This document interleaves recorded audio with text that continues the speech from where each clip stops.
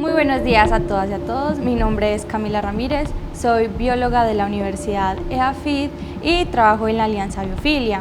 En este momento cuento con la compañía del doctor en microbiología Nicolás Pinel, que aparte de ser un experto, es un apasionado sobre los suelos, y estamos acá en este podcast porque queremos celebrar el Día Internacional de los Suelos, día que se celebra los 5 de diciembre de cada año desde el 2014, cuando la ONU lo dispuso de esta manera para que celebremos este recurso. Los suelos son un recurso indispensable, vital para nosotros y para la biodiversidad que alberga, y aparte de ello es también muy incomprendido. Por eso entonces queremos hacer este podcast para aprender un poco más de ellos y también sobre sus principales aliadas, que son las lombrices, a las cuales queremos hacer este homenaje el día de hoy. Entonces, qué mejor que empezar a hablar de suelos que definiendo qué son suelos, ¿cierto? Los suelos pueden definirse de diversas maneras dependiendo de a quién se le pregunte. Si le preguntamos a un agricultor, posiblemente va a decir que es el lugar donde deposita sus semillas y después cosecha. Para un químico, por ejemplo, es un lugar donde ocurren reacciones. O si le preguntamos, no sé, a un constructor, va a decir que es desde donde él empieza a crear sus construcciones o de donde él obtiene los materiales justamente para estas construcciones. Pero para un biólogo, un ecólogo, un ingeniero ambiental o una persona que se ha dedicado a estudiar los suelos, el suelo tiene una connotación distinta. Entonces quiero darle como la introducción a Nicolás para que nos diga, para un doctor en microbiología, qué es un suelo y además cómo llegó a apasionarse por estudiarlos. Gracias, Camila, y gracias por esta invitación, a todos ustedes por acompañarnos y escuchar esta historia. Y el suelo, sí, es un sistema emergente biológico, un sistema vivo. Entonces, partamos esos elementos, sistema, muchos elementos, pero emergente, que no es solamente una suma de sus partes, sino que surge de la interacción entre todos esos componentes. ¿Cuáles componentes? Las 4 esferas del sistema terrestre, es decir, la atmósfera, la hidrosfera, la litosfera y la biosfera. Muy importante ese último componente, que es el de la biología. Entonces, la roca, el agua, el aire, porque hay intercambio de gases en el suelo, más toda la actividad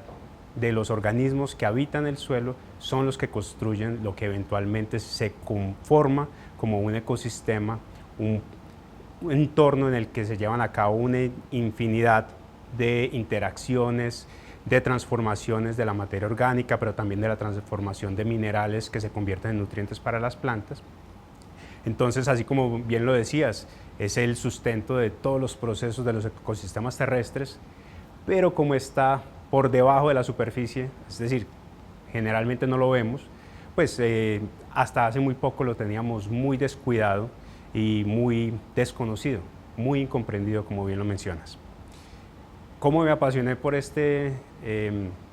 sistema? Si fuéramos a pensar en los hitos en los que puede decir uno, bueno, aquí hubo una transformación, que ese fue el libro de David Montgomery, Dirt, o que llaman Tierra en español, que hablaba de cómo el mal cuidado de los suelos llevó a la destrucción de múltiples culturas a lo largo de toda la historia humana, y cómo esa misma degradación de los suelos está amenazando también lo que sería nuestra supervivencia futura. Entonces, digamos que en el 2008, que empiezo a leer ese libro, es el momento en que empiezo a tomar conciencia directa acerca de la importancia del suelo, a pesar de que ya venía trabajando con lombrices de tierra a lo largo de mi doctorado. Entonces, digamos que ha sido un proceso gradual, así como es la formación de los suelos, un proceso en que poquito a poco va creciendo el sistema y se va volviendo más complejo. Hijo, me encanta mucho tu respuesta porque justamente yo como bióloga también veo el suelo pues como un ámbito fundamental para el sostenimiento de la vida. Se dice que el suelo es el reservorio principal del mundo, ¿cierto? Entendiendo ese reservorio pues como aquel espacio donde se pueden albergar estas especies que allí habitan,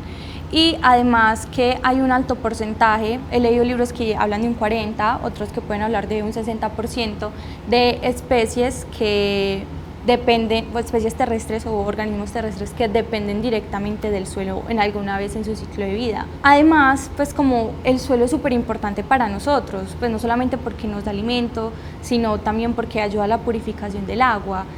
Entonces, esto me da mucha curiosidad porque aparte como de esta importancia del suelo, digamos por estas características que hemos hablado, que se han mencionado. Hay una frase muy famosa que me gusta mucho, que es de Leonardo da Vinci, que dice que conocemos más de los cuerpos celestes que pues del suelo que está bajo nuestros pies. Y entonces a mí me da curiosidad, pues yo como bióloga, y quizás tú también en todo tu proceso te has preguntado por qué los suelos, siendo tan importante, no solamente para las especies que alberga, sino para nosotros, por qué es tan incomprendido, por qué es tan poco estudiado y, por ejemplo, más aún en un país como Colombia que se considera megadiverso. Tristemente, 400 años después de que Leonardo da Vinci plasmara ese pensamiento, seguimos en esa condición. Y sí, los estimados van alrededor del 60% de todas las especies biológicas dependen del suelo, pero eso quizás se queda corto porque tenemos que partir de que todavía no conocemos realmente lo que es la extensión de la diversidad de las especies que hay en el suelo. Empezando que en un solo gramo de suelo podrían haber miles de especies de bacterias, muchas de ellas que todavía no tenemos en cultivo y que apenas empezamos a reconocer gracias a la capacidad de encontrarlas a través de secuenciación. Entonces eso refleja un poco la razón por la cual puede ser tan incomprendido, y es difícil estudiar, está siempre escondido de nosotros y es muy heterogéneo. Entonces cuando empezamos a tratar de estudiarlo, lo primero que nos damos cuenta es difícil sacar promedios. Entonces tú tomas una muestra aquí, tomas una muestra allá y te das cuenta que gracias a las raíces que había aquí o que había allá, las condiciones del suelo, desde el punto de vista biológico sobre todo, empiezan a ser muy distintas. Entonces la gran diversidad, la gran heterogeneidad y el hecho de que siempre está escondido hace que los métodos que hemos tenido para estudiarlo y que fuera de eso incluye muchos organismos que son microscópicos, o sea, invisibles a la vista, nos haya dejado un poco a la periferia de lo que sea el entendimiento de la diversidad del suelo. Y si partimos también de que, bueno, después de la revolución industrial empezamos a considerar la nutrición de las plantas como un proceso químico, entonces dejamos de prestarle atención a todas esas relaciones que ocurren entre la raíz y los microorganismos del suelo, que son las que alimentan a las plantas, y empezamos a considerar el suelo como si fuera simplemente un sustrato sobre el cual apoyábamos a las plantas y al cual le añadíamos los químicos que las plantas fueran a necesitar. Entonces nos alejamos un poco de la dimensión biológica de los suelos y eso nos ha cegado también a lo que son las dinámicas que allí ocurren. Quizás por eso es que apenas estamos retomando ese esfuerzo por comprender lo que es todo el funcionamiento de lo que son los suelos. Listo, Nico, gracias por tu respuesta. Este año justamente el lema es medir, monitorear y gestionar los suelos. Quisiera saber, por ejemplo, respecto también como a ese problema que nosotros hemos tenido en el entendimiento del suelo, ¿qué otras problemáticas se le sumen digamos, en términos de esto, de medir, monitorear y gestionar los suelos, principalmente Colombia? O sea, tú que eres un experto que has estudiado los suelos, en estas tres características, ¿qué has visto que es más problemático? La multiplicidad de las dimensiones del suelo. Ese lema que mencionas es el lema de la Alianza Mundial por el Suelo que eligió para este año. La Alianza Mundial por el Suelo es una iniciativa de la Organización de las Naciones Unidas para la Alimentación y la Agricultura, FAO. Y este año pues, se le ha dado mucho énfasis realmente a la importancia de tener datos estandarizados, datos sistemáticos acerca de las condiciones del suelo. Volviendo a la pregunta que haces sobre la dificultad, retomemos lo que te mencionaba acerca de lo heterogéneo que puede ser el suelo. Entonces, lo heterogéneo implica que quizás lo que considerábamos que, bueno, con 1 hectárea, entonces con 2 o 3 muestras, ya sabemos más o menos cómo son las condiciones de un terreno de cultivo. Eso no necesariamente refleja lo que son las condiciones puntuales dentro de esa totalidad de extensión. Entonces, la importancia de poder manejar la importancia de la información para manejar un suelo de manera acertada radica en reconocer esa heterogeneidad. Afortunadamente, a medida que empezamos a desarrollar más tecnologías de agricultura de precisión, tenemos un poco más de capacidad de acceder con esa resolución espacial a los datos del suelo. Pero lo otro también es que sean datos que sean comparables a través de las distintas regiones del planeta. y que esos datos se puedan utilizar para entender entonces las dinámicas que dan lugar o a la formación o regeneración de los suelos o a su degradación. Pero para eso tenemos que tener métodos estandarizados que también vienen desarrollados desde una perspectiva química. Entonces volvemos al tema de, si lo vemos solamente como un entorno físico-químico, no estamos necesariamente obteniendo datos que reflejen lo que eso significa para la biología que está presente. Entonces eso es otro de los elementos importantes para medir lo que hay en el suelo, pero de una manera que sea pertinente para la biología que ocupa el suelo. No podemos solamente pensar en el suelo como la manifestación inmediata, sino que tenemos que retomar el hecho de que es un sistema emergente. Entonces esos datos de suelo también deben ir acompañados de datos climáticos, de datos de precipitación y de datos de geología que nos permitan entender esas condiciones en el momento, pero en el contexto en el cual se han desarrollado. Saliéndonos un poco como de esas problemáticas y lo que desconocemos, me gustaría que de pronto habláramos un poco de lo que sí sabemos sobre los suelos. Tú ahorita lo mencionas y creo que es un lema que cuando uno empieza a estudiar el suelo se le queda en la cabeza y es lo de la cucharada del suelo. Uno sabe que en una cucharada del suelo hay más organismos vivos que personas en la tierra. Entonces, sí quisiera saber qué se sabe sobre los suelos respecto a eso, digamos en una cucharada de suelo, qué tipos de organismos podemos encontrar, qué tipo de organismos habitan allí. No solamente en una cucharada de suelo, en el suelo en general. Bueno, empecemos con que la vasta mayoría de todos los organismos que vamos a encontrar son microscópicos. Y yo te podría decir en este momento, no, los organismos más numerosos que encontramos en esa cucharada de suelo van a ser bacterias y algunas arqueas, es decir, grupos de lo que llamamos procariotas, que son organismos unicelulares con una organización celular distinta a las nuestras y distinta de los hongos y de cualquier otro animal. Pero si realmente si fuéramos estrictos, tendríamos que reconocer que por cada una de esas células de bacteria o de arquea pueden haber hasta 10 partículas de virus. Entonces ya depende de si consideramos estas partículas como organismos o no, pero el componente de los virus también es importantísimo dentro de todo lo que ocurre dentro del suelo, ya que estos participan del reciclaje de nutrientes, de romper células de bacterias y de arqueas para que esos nutrientes que están albergados dentro de ellas vuelvan a estar disponibles para las plantas. Entonces, virus, bacterias y arqueas, los organismos más abundantes, pero ahí también vamos a encontrar eucariotas unicelulares, es decir, organismos microscópicos que tienen la misma estructura celular nuestra, pero que son unicelulares y participan también de esas interacciones de depredación, es decir, son ciliados o flagelados o amebas que están consumiendo materia orgánica y remineralizándola, o están consumiendo bacterias o están consumiendo arqueas y de eso se alimentan y asimismo, o sea, están funcionando como los depredadores, pero del ecosistema del suelo. Empezamos a subir en tamaño y entonces ya encontramos a los hongos, que claro, cada filamento de hongo también es microscópico, pero ya cuando lo vemos en masa empezamos a ver tapetes de micelio, esos hilos blancos que cuando uno levanta un suelo de bosque cubre la superficie inferior de la hojarasca y también cubre gran parte de lo que es la zona alrededor de las raíces, que son fundamentales en la remineralización de la materia orgánica, porque son los que se encargan de descomponer la madera, de descomponer esa materia orgánica que las bacterias no son capaces de degradar, pero que también conectan las raíces entre una planta y otra, a través de las micorrizas, que forman toda esa red de conexión de flujo de nutrientes y de flujo de información que está por debajo de los suelos, lo que han llamado algunos investigadores como la Internet de los bosques. Y de ahí podemos ya entonces pasarnos a organismos como animales, ya multicelulares, nemátodos que también son en su mayoría microscópicos, pero que hacen parte de esta red de interacciones, y así poquito a poquito podemos encontrar digamos, microartrópodos depredadores como los ácaros oribátidos, muy importantes en las cadenas tróficas del suelo, o los colémbolos, también muy indicadores de toda esa actividad biológica que está ocurriendo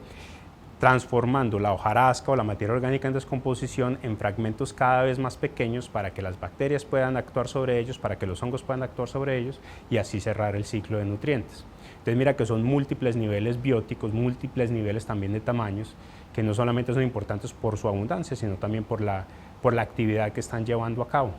Y eso pues que no hemos hablado todavía de lombrices, pero eso será para más tarde.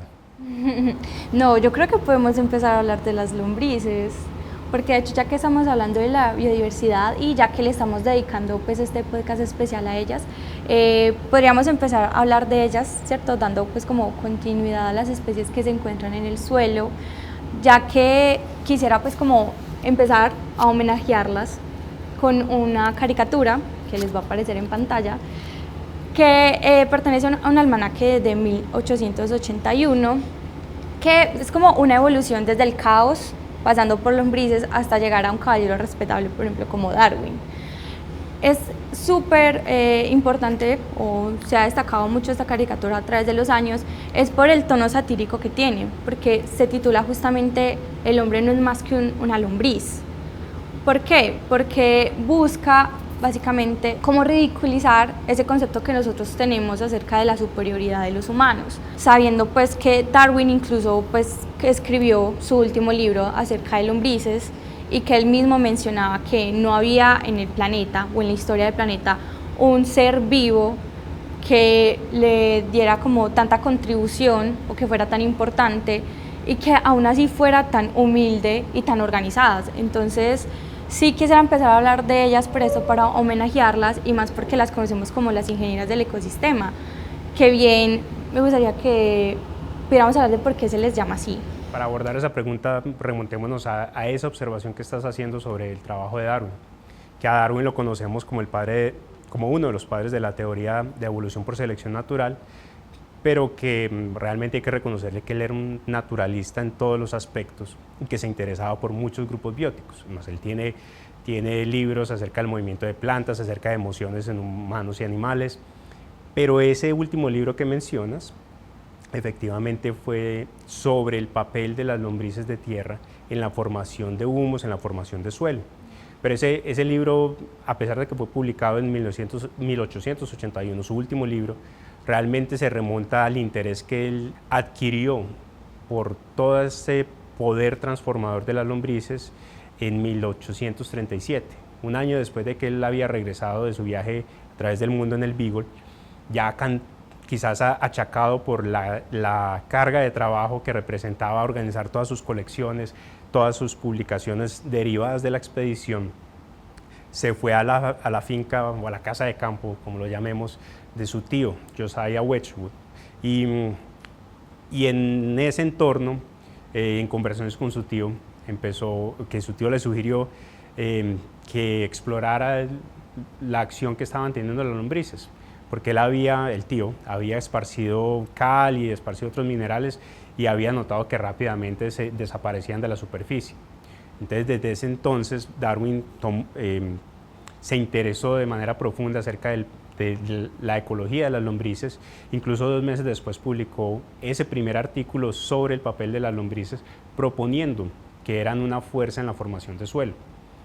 Y así lo defendieron cuando él lo leyó en la Sociedad Geológica de Londres. Lo presentaron como una nueva fuerza geológica. Esa misma transformación que Darwin observó y que en experimentos que condujo desde 1837 hasta que publicó su libro, se basaban en qué tanto contribuían esas lombrices a generar el suelo superficial, es decir, cómo removían o cómo hacían transitar a través de sus intestinos el suelo, el material de sedimento, el material orgánico, y generaban nuevo suelo, que es lo que nosotros conocemos como humus. Entonces, ese es uno de los grandes aportes de las lombrices como ingenieras ecosistémicas, que una lombriz puede generar en humus cada día su mismo peso. Es decir, si una lombriz pesa unos 3-4 gramos, está generando cada día 3-4 gramos de humus. Entonces, si tú lo miras a nivel de una hectárea en el que en un suelo tropical pueden haber entre 500,000 o 4 millones de lombrices, eso representa una gran cantidad de material, tanto de sedimento como de materia orgánica, que se está reorganizando en suelo orgánico. A través de esa acción, ellas tienen tres contribuciones principales a los ecosistemas. Una es que están fragmentando la materia orgánica, están convirtiéndola en fragmentos más pequeños para que las bacterias y los hongos actúen, pero también están estimulando esa acción de las bacterias porque a medida que pasa a través de sus intestinos, pues la están inoculando con otros organismos, con nuevos organismos. Entonces, esa transformación biológica es uno, que estimula la actividad de los microorganismos del suelo. Y que en las galerías que ellas hacen, hay una zona, así como nosotros llamamos la rizósfera, esa zona que está alrededor de las raíces, alrededor de las galerías de las lombrices hay una zona que llamamos la drilósfera, que es esa esfera que está influenciada por la biología de las lombrices. Esa drilósfera tiene una actividad biológica muy distinta a lo que es el resto de la matriz del suelo, porque está cargada de mucus, que es un componente orgánico y húmedo, entonces que permite la actividad microbiana, y que adicional a eso está solidificando, está consolidando agregados del suelo. Entonces eso le está dando estructura al suelo. Y a través de esas mismas galerías también permite que se infiltre el agua. Entonces está participando de la aireación, de la infiltración y de la transformación química de la materia orgánica. Entonces ellas realmente se encargan de darle estructura, no son las únicas, pero son grandes aportantes a la estructura del suelo. Nico, y es justamente todo ese proceso pues, de las galerías, o también se le pueden conocer como túneles. Que ellas realizan, que permite que los suelos se vuelvan más fértiles, ¿cierto? Completamente, porque está permitiendo el intercambio gaseoso. Recuerda que mencioné que el suelo también se nutría de la atmósfera. Entonces esos túneles están permitiendo que entre oxígeno, que los organismos que están en el suelo tengan oxígeno para respirar y llevar a cabo su metabolismo, y al mismo tiempo pues, darle humedad que permite entonces que haya más actividad biológica. Y entonces, por ejemplo, pues ese papel tan importante que cumplen las lombrices, ¿crees que pueda ser una solución a futuro para, digamos, la restauración de los suelos, para volver a regenerarlos, para volver a sanearlos? Las lombrices efectivamente pueden ser aliadas en la restauración de suelos. Claro, hay que darles el entorno correcto para que ellas puedan persistir y que al utilizar lombrices como aliadas en procesos de restauración, pues que realmente estemos utilizando las lombrices que son nativas de esos entornos. Porque es una realidad de las lombrices que muchas especies son cosmopolitas, pero a causa del transporte que los humanos han hecho de ellas en actividades agrícolas. Entonces, pues, de 7.000 especies de lombrices que pueden haber en el mundo, cerca de 150 han sido esparcidas por todo el mundo gracias a actividades de transporte humano. Pero como aliadas de recuperación de suelos sí pueden jugar un papel muy importante, sobre todo en ambientes que cuentan con humedad, porque en ambientes secos se les hace un poco más difícil habitar, pero en ambientes con recurso hídrico, ellas pueden ser unos grandes aliados para condicionar los terrenos en los cuales vamos a llevar a cabo procesos de restauración, definitivamente. Y todos esos procesos de restauración y todos esos estudios, ¿cómo se relacionan con OCESA, con el observatorio, o que realizan algo similar dentro del observatorio? OCESA, sí, el Observatorio de Suelos y Ecosistemas del Suroeste Antioqueño. Esa es una de las iniciativas que hemos tratado de potenciar para precisamente articular el conocimiento que ya tenemos acerca de lo que sean las dinámicas de los suelos, la importancia de los suelos, pero también para levantar y llenar esos vacíos de información que todavía tenemos, porque a pesar de las más de 150 especies que se han descrito de lombrices para Colombia, tenemos todavía muy poquita información acerca de cuál es su abundancia, cuál es el rango de las especies nativas. Tenemos observaciones referenciadas, la gran mayoría del trabajo realizado por Alexander Feijó, que desafortunadamente murió hace exactamente un año, ahora el 5 de diciembre, y que estamos tratando también de rendirle homenaje con este podcast. Entonces, el observatorio lo que busca es potenciar esas iniciativas, es decir, proporcionar información que le ayude a tanto los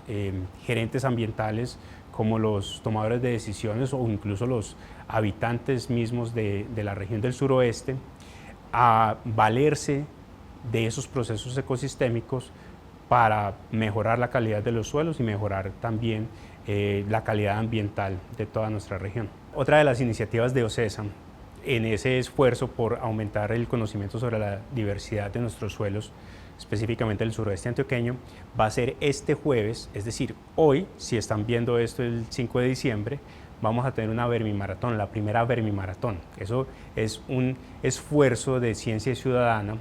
por hacer censos de la diversidad y abundancia de las lombrices que tenemos en el territorio. Es solamente nuestra primera versión, pero esperamos que en años futuros, también en el 5 de diciembre, podamos celebrar nuevos eventos. Y para eso hemos preparado esta ficha para ayudar a la identificación en campo y a la documentación de distintos especímenes que nos permita no solamente empezar a documentar la diversidad de lombrices que tenemos, sino también como un canal de conversación acerca de la importancia tanto de estos organismos como de la importancia en el suelo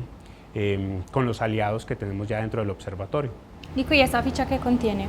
Esta ficha tiene algo en el reverso, tiene algo de información sobre la ecología básica de las lombrices y también un protocolo de muestreo. Ese protocolo está en parte inspirado por los protocolos del programa de doctores del suelo de la Alianza Mundial por el Suelo, que ya mencioné anteriormente, y en la otra cara tiene imágenes de algunas de las especies o géneros de lombrices que se han reportado para Colombia, con algo de información sobre su ecología, pero aclarando que esto solamente son unas 20 especies o géneros, o sea que eso es una muestra todavía muy corta de lo que podría ser la diversidad de lombrices, pero también un espacio para documentación, un espacio con escalas de tamaño y de colores que nos permitan entonces tener un acercamiento acerca de las medidas básicas de las lombrices y que le permita fácilmente al participante documentar los especímenes que encuentre. Digamos que esta ficha está diseñada para que sea fácil de usar en campo, digamos que para que quepa en un morral y que no pese mucho y que sea muy fácil de abusar mientras muestreas las lombrices o la integridad del suelo de tu predio. Teniendo en cuenta esos esfuerzos que hace OCESA y que va a seguir realizando, ¿qué futuro tú le ves a la investigación de los suelos también en Colombia? ¿Y cómo harías ya, digamos, como una reflexión final para que la gente aprenda a ver los suelos de otra manera? Afortunadamente sí hay un resurgir y una creciente conciencia acerca de la importancia de los suelos que está permeando ya a institutos de investigación, a distintas universidades, no solamente la nuestra, y a distintos entornos, y en la conversación de la agricultura regenerativa o de todos los procesos de regeneración que están ocurriendo, se le está empezando a dar un reconocimiento a la importancia del suelo como punto de partida de todos los procesos de regeneración. Entonces yo creo que eso augura un futuro muy próspero para aumentar el conocimiento que tenemos acerca del suelo. Ya lo decíamos al inicio, hay ciertos elementos de la ecología del suelo que son difíciles de estudiar, pero eso no resta o eso no le quita importancia a toda la otra información que podemos obtener de manera muy directa sin depender de laboratorios de alta tecnología. Es decir, del solo hecho de salir al campo y de explorar el suelo, sacar un pedazo de suelo y explorar cómo está estructurado, cómo la vegetación o los organismos que allí están presentes pueden estar contribuyendo a esa estructura del suelo, a la cantidad de materia orgánica que a través de los colores podemos tener alguna indicación de qué tanto o qué tan poco contenido orgánico tienen, pero también de la estructura de los mismos, que nos dicen a estos suelos pueden estar infiltrando o pueden no estar infiltrando, pueden ser aerobios o no. Entonces, la promesa más potente es ese cambio en la conciencia que nos va abriéndonos nuevamente los ojos a la importancia del suelo, nos va a permitir entonces tenerlo en el radar y empezar a acumular información y activar la conversación acerca de la importancia del suelo como fundamento de la salud tanto ecosistémica como de los humanos, es decir, el punto de partida de una salud. No, Nico, pues no queda más que agradecerte y pues agradecer a las personas que van a ver este podcast por estar aquí también presente, que espero que así como me llevé yo un gran aprendizaje acerca de suelos y lombrices, gracias a esta conversación, también allá puedan entender que el suelo alberga una vida que realmente sustenta la nuestra y que también la importancia de las lombrices como aliadas del suelo juega un papel fundamental, ¿cierto? Entonces, no, muchas gracias por esa conversación, espero que lo disfruten, así como lo disfruté yo. Muchas gracias.